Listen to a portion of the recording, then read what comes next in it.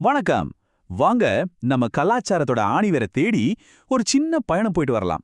நம்மளோட கதைகள், பாட்டு, நம்ம முன்னோர்களோட ஞானம் இதெல்லாத்தையும் பத்தி தான் நம்ம இன்னைக்கு தெரிஞ்சுக்க போறோம். ஆமாங்க, தமிழ் நாட்டுப்புறவியல் பத்தி தான் நம்ம பார்க்க போறோம். கொஞ்ச நேரம் கண்ணை மூடி யோசிச்சு பாருங்களேன். உங்க அம்மா பாடின அந்த தாலாட்டு பாட்டு காதுல இன்னும் ஒலிக்குதா? இல்ல உங்க பாட்டி ராத்திரி நேரத்துல சொன்ன அந்த பேய் கதைகள், நண்பர்களோட விளையாடும்போது ஒருத்தருக்கொருத்தர் போட்டுக்கிட்ட அந்த விடுகதைகள், இந்த நினைவுகள் எல்லாம் இன்னும் மனசுல பசுமையா இருக்குல்ல?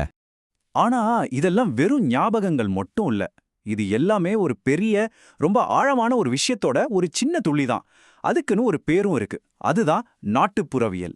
வாங்க, இந்த உலகத்துக்குள்ள என்ன இருக்குன்னு நாம ஒன்னா சேர்ந்து பார்க்கலாம். சரி, இந்த பயணத்துல நாம என்னெல்லாம் பார்க்க போறோம்னா, முதல்ல நாட்டுப்புறவியல்னா என்னன்னு தெரிஞ்சுக்கலாம். அப்புறம் அதுல என்னென்ன வகைகள் இருக்கு, குறிப்பா நம்ம மனசுக்கு நெருக்கமான நாட்டுப்புற பாடல்கள், பழமொழிகள், விடுகதைகள் பத்தி கொஞ்சம் ஆழமா பார்க்கலாம். கடைசியா இதெல்லாம் தெரிஞ்சுக்கிறதுனால நமக்கு என்ன பயன்னு, அதோட முக்கியத்துவத்தையும் புரிஞ்சுக்கலாம். ஓகே, நம்ம பயணத்தோட முதல் கட்டத்துக்கு வந்தாச்சு. நாட்டுப்புறவியல். இந்த வார்த்தையை கேட்டதும் உங்களுக்கு என்ன தோணுது? கிராமத்துல பாடுற பாட்டு அவ்வளோதானா? இல்ல அதுக்கும் மேல இதுல ஏதாச்சும் இருக்கா? வாங்க, அதோட உண்மையான அர்த்தம் என்னன்னு இப்ப பார்க்கலாம். சிம்பிளா சொல்லணும்னா, நாட்டுப்புறவியல்ங்கிறது ஒரு எழுதப்படாத இலக்கியம். அதாவது இது புத்தகத்திலிருந்து வரதில்ல. நம்ம தாத்தா பாட்டி காலத்திலிருந்து வாய் வழியா தலைமுறை தலைமுறையா கடத்தப்பட்டு வர்ற பாடல்கள், கதைகள், நம்பிக்கைகள், இது எல்லாத்தோட தொகுப்பு தான். படிச்சவங்க படிக்காதவங்கன்னு எந்த வித்தியாசமும் இல்லாம மக்களோட உண்மையான குரலா அது ஒலிக்குது. இதுல ஒரு இன்ட்ரெஸ்டிங்கான விஷயம் என்ன தெரியுமா? இந்த ஃபோக்லோருங்கிற வார்த்தை எப்படி உருவாச்சுங்கிறது தான். 1846ல வில்லியம் ஜான் தாம்சன் ஒருத்தர் தான் இந்த வார்த்தையை முதல்ல உருவாக்குறாரு. அதுக்கு முன்னாடி வரைக்கும் இதையெல்லாம் பாப்புலர் லிட்ரேச்சர், அதாவது மக்களோட இலக்கியம் அப்படின்னு தான் சொல்லிட்டு இருந்தாங்க. சரி, நாட்டுப்புறவியல்னா என்னன்னு ஒரு ஐடியா கிடைச்சிருச்சு. இப்போ வாங்க அதோட பறந்து விரிஞ்ச உலகத்துக்குள்ள போலாம். இது ஒரே மாதிரி இருக்காது. பல வடிவங்கள், பல முகங்கள் கொண்டது. அது என்னென்னு இப்ப பார்க்கலாம். பாத்தீங்கன்னா, நம்மள ஆட வைக்கிற நாட்டுப்புற பாட்டுல இருந்து யோசிக்க வைக்கிற பழமொழி வரைக்கும் புராண கதைகள், நம்மளோட நம்பிக்கைகள், பழக்க வழக்கங்கள்னு இதுக்குள்ள வராத விஷயமே இல்ல. இது வெறும் டைம் பாஸ் கிடையாதுங்க. இது எல்லாம் தான் ஒன்னா சேர்ந்து ஒரு சமூகத்தோட அடையாளத்தை, அதோட ஆன்மாவே உருவாக்குது. இப்போ இதுல எல்லாருக்கும் ரொம்ப பிடிச்ச, ரொம்பவே பிரபலமான ஒரு விஷயத்த பத்தி கொஞ்சம் டீப்பா பார்க்கலாமா? ஆமாங்க, நாட்டுப்புற பாடல்களோட உலகத்துக்குள்ள தான் நாம இப்ப போக போறோம். நாட்டுப்புற பாடல்களை அதோட ஆன்மானே சொல்லலாம். ஏன்னா, ஒரு மனுஷன் பிறக்கறதுல இருந்து இறக்குற வரைக்கும் அவனோட வாழ்க்கையில இருக்கிற ஒவ்வொரு கட்டத்தையும், ஒவ்வொரு உணர்வையும் இந்த பாட்டுங்க பதிவு செஞ்சு வச்சிருக்கு. இங்க பாருங்க, இது எவ்வளோ அழகா விளக்குதுன்னு.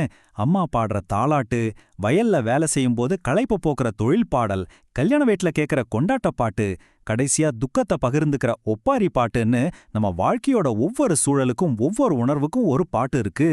ஒரு உதாரணத்துக்கு இந்த வரியை கேளுங்களேன். ஊரான் வீட்டு பிள்ளைய ஊட்டி வளர்த்தா தன் பிள்ளை தானே வளரும். இது சும்மா ஒரு பாட்டு வரி கிடையாது. இது ஒரு தத்துவம். நீங்க மத்தவங்களுக்கு நல்லது செஞ்சா அந்த நல்லது உங்களுக்கே திரும்ப கிடைக்குங்கிற ஒரு ஆழமான நம்பிக்கை எது காட்டுது. இந்த மாதிரி வரிகள் தான் நாட்டுப்புற பாடல்களை வெறும் பாட்டா மட்டும் இல்லாம ஒரு வாழ்க்கை பாடமாவும் மாத்துது. சரி, பாட்டு உலகத்திலிருந்து வெளியே வந்து இப்போ நாட்டுப்புறவியலோட இன்னொரு பவர்ஃபுல்லான வடிவங்களை பத்தி பார்க்கலாம். பழமொழிகளும் விடுகதைகளும். ரெண்டுமே பார்க்க சின்னதா இருந்தாலும் அதோட நோக்கம் வேற வேற. ஆழம் தெரியாமல் காலை விடாதேன்னு சொல்ற பழமொழி நம்ம முன்னோர்களோட மொத்த அனுபவத்தையும் ஒரே வரியில சொல்லி நமக்கு வழிகாட்டுது. ஆனா கையுண்டு காலில்லை, கழுத்துண்டு தலையில்லை, அது என்னன்னு கேட்கிற விடுகதை நம்ம மூளைக்கு வேலை கொடுக்கிற ஒரு ஜாலியான புதிர். ஒன்னு அனுபவத்தோட பாடம், இன்னொன்னு அறிவுக்கு ஒரு டெஸ்ட். இதுவரைக்கும் நாட்டுப்புறவியல்னா என்ன, அதுல என்னெல்லாம் இருக்குன்னு பார்த்தோம். ஆனா ஒரு கேள்வி, இதெல்லாம் நாம எதுக்கு தெரிஞ்சுக்கணும்? இதோட முக்கியத்துவம் தான் என்ன? நாட்டுப்புறவியலோட முக்கியத்துவம் என்னன்னா, அது வெறும் பழைய கதை கிடையாது. அது மக்களோட வரலாறு, எழுதப்படாத வரலாறு. ஒரு சமூகத்தோட உண்மையான முகத்தை காட்டுற கண்ணாடி அது. நம்ம மொழி, கலை, கலாச்சாரத்தோட ஒரு லைவ் ரெக்கார்டு. எல்லாத்துக்கும் மேல நம்ம முன்னோர்களோட அறிவை நமக்காக பத்திரமா பாதுகாத்து வச்சிருக்கிற ஒரு பொக்கிஷம் இது. கடைசியா ஒரே ஒரு கேள்வியோட உங்களை யோசிக்க வைக்கிறேன். இந்த இன்டர்நெட், மீம்ஸ், சோஷியல் மீடியா காலத்துல நம்ம காலத்தோட நாட்டுப்புற கதைகள் எதுவா இருக்கும்னு நினைக்கிறீங்க? நாம நம்ம அடுத்த தலைமுறைக்கு என்ன கதைகளை சொல்ல போறோம்? கொஞ்சம் யோசிச்சு பாருங்க.